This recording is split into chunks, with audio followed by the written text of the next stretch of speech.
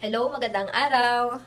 It's been a while since na sundan ko ang last video na ginawa ko. Sorry for the background. Yeah, kagigising lang po namin and it's Saturday at pareho kaming naka-day off. This is my husband flexing his leaner body. Kasi pumayat lower body. Kasi nga winter dito and malamig, and then pagpasok mo sa bahay is warm kasi naka-heater. So medyo nag-react yung katawan natin. And yun, medyo not feeling well tayo.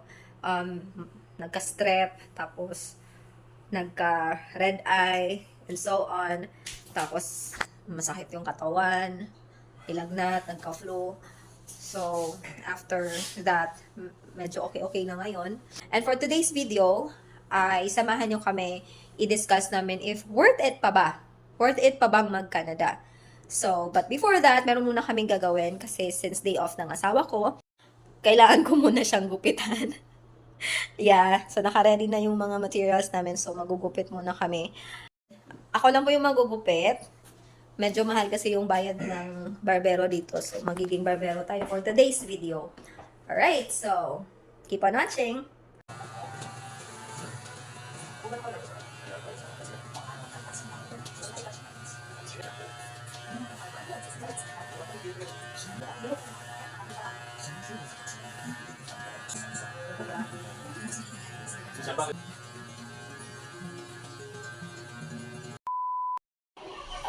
So ito naman, yun lang, umaga yun, umaga. Umaga. Ito po yung ating first na ipapakain. Pero Benitez, ang mga sundalo, bilang sila si Second Lieutenant Franz Johnny Gonzalez, a private first class and...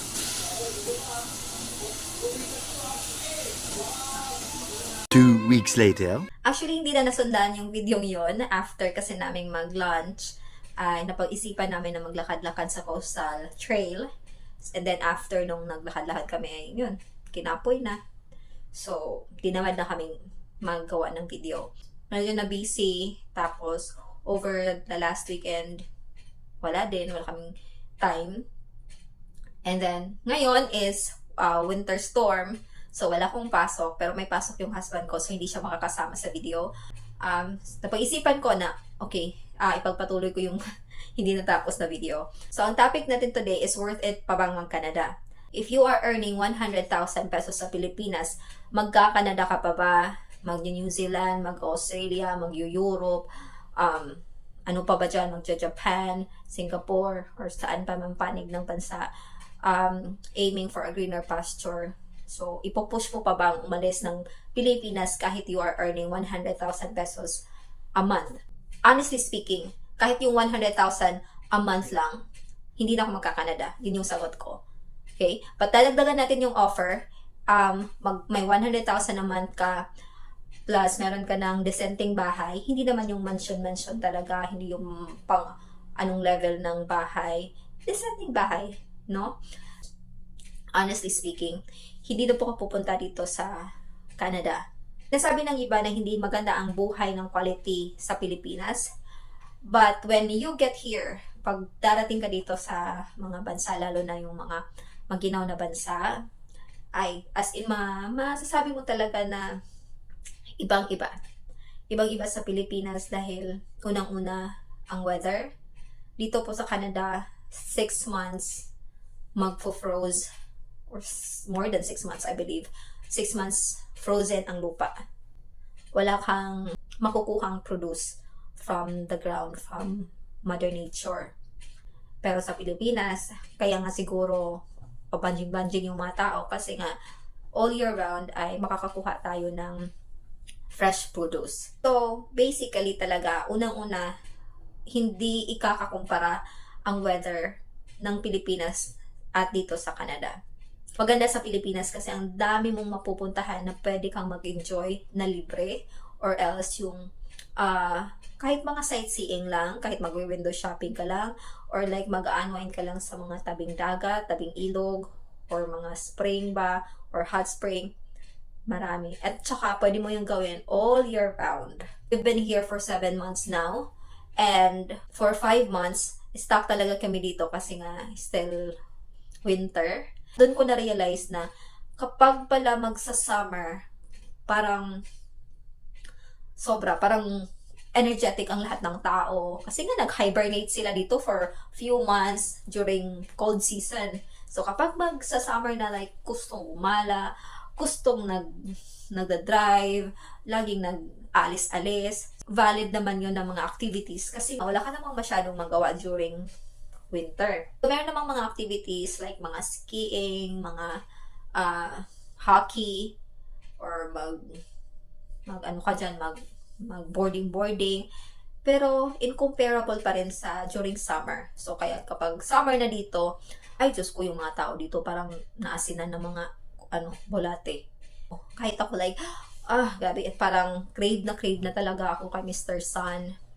Nakikita ko lang siya, nakikita ko lang yung brightness niya, pero hindi ko talaga nafe-feel yung natural na thermal. So, yun, kahit ako, gusto ko na ding ma-feel yung pagkasunog, ma-feel yung hotness ni Mr. Sun.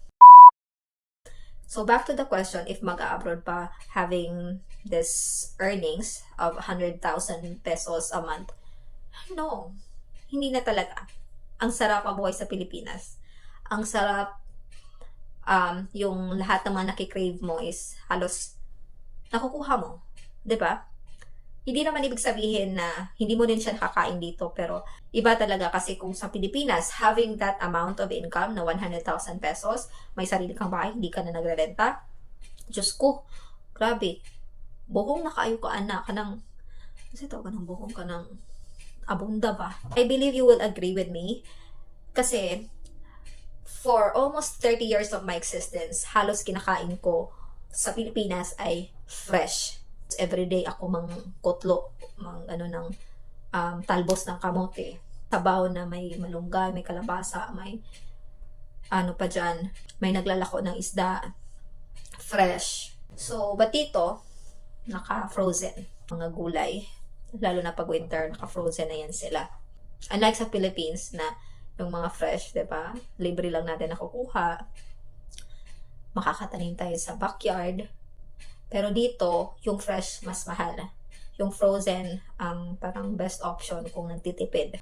I don't agree na mas maganda yung quality of life dito kaysa sa Pilipinas. Kasi nga, meron namang pros and cons. Kasi nga, meron namang ibibigay si Philippines na hindi talaga maibibigay ni Canada, at meron ding naibibigay si Canada na hindi talaga naibibigay ni Philippines. However, pagdating naman sa trabaho at soldohan, ay doon talaga lalamang si Canada. Yung para lang sa akin, na yung nakikita ko so far, is yung work at saka yung salary. Pag nagtatrabaho ka, you are paid per hour. Honestly, sobrang taas ng tax, but nakikita naman somehow yung mga taxes kung saan napupunta. And especially, pinakamaganda is yung healthcare system nila na universal to everyone, na ma-insure ka talaga na kahit low income earner ka or high income earner ka, middle income earner ka, ay makakatanggap ka ng healthcare from the government. And then, it's really nice kasi hindi naman sa lahat ng panahon meron tayong pera, di ba? So, unlike sa Philippines, kapag natamaan ka ng sakit, talagang mapuslot yun yung bulsa, ma-drain talaga yung sources ng pera. But here, yun, nakaplan yung healthcare dito sa Canada. Nanganak, nagkasakit, or may mga aksidente, thank you lang dyan imong ibayad sa doktor. So, isa yun sa magandang idea ng pagtira dito sa Canada. So, ang sagot ko, if worth it pa bang tumira sa Canada, is definitely a yes. Merong iba na nagsisialisa na sa Canada. Sa totoo lang, ang hirap talaga ng buhay dito. But tayong mga Pilipino ay matiisin, matiisin tayo, and then we always find ways kung paano solusyonan yung hirap. So, ayun, tiis-tiis until you can figure out your life here, kung ano ba talaga yung purpose mo dito. But I can say yes. So, sa mga nagbabalak na pumunta ng Canada, you always have to make sure na you know your priority. Tapos, pag-aralan nyo na makapunta ka dito sa Canada. And then, mag-ipon. Isa talaga yun sa mga kailangan mong gawin is mag-ipon. Hindi po kasi libre ang pagpunta dito sa Canada. Merong mga agencies na lesser lang yung amount na magagasto mo, pero kailangan mo pa rin kumasto. Kasi yung paglalakad mo ng papers mo, ng mga pang mga requirements, of course, gagasto ka ng gasolina, gagasto ka ng pamasahe, gagasto ka ng pangkain, so gasto pa rin yun. You have to be financially prepared to whatever you are preparing for.